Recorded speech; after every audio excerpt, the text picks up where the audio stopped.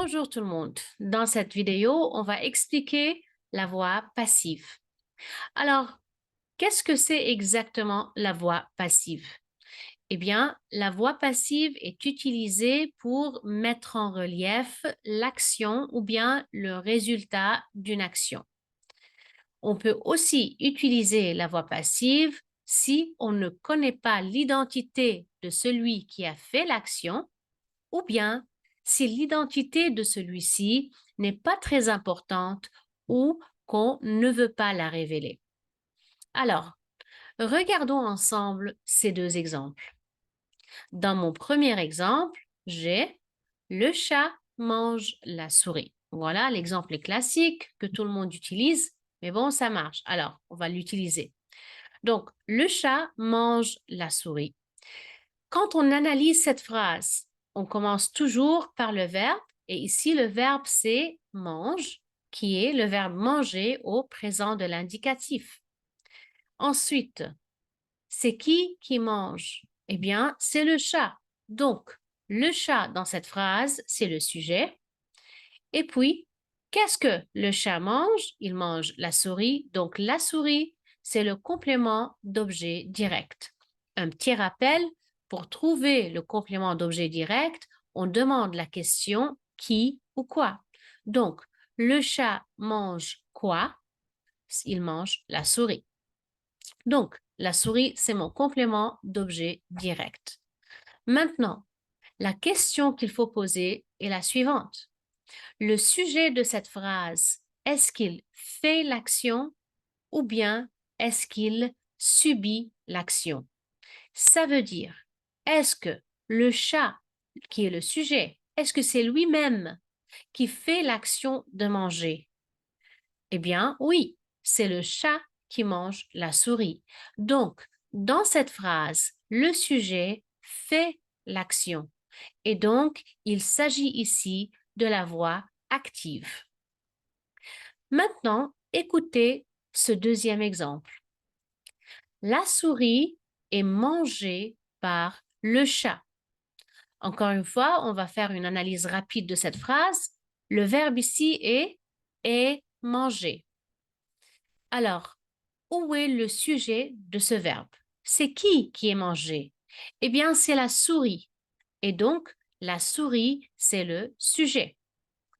Encore une fois, on va poser la même question. Le sujet de cette phrase, est-ce qu'il fait l'action ou bien est-ce qu'il subit l'action? Eh bien, dans cet exemple, la souris ne fait pas l'action puisqu'elle ne mange rien. Par contre, c'est elle qui est mangée et donc elle subit l'action. Ici, le sujet subit l'action et ne la fait pas. Donc, il s'agit ici de la voix passive. Vous allez remarquer ici qu'on a le mot par juste après le verbe.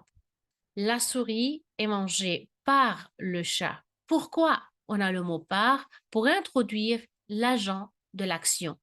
L'agent, c'est le vrai sujet. C'est celui qui a en fait fait l'action. Donc, dans ce cas, par le chat, c'est le chat qui a en réalité mangé la souris.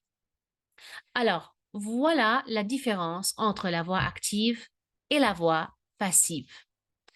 Maintenant, regardons la démarche qu'il faut suivre pour changer une phrase de la voix active à la voix passive.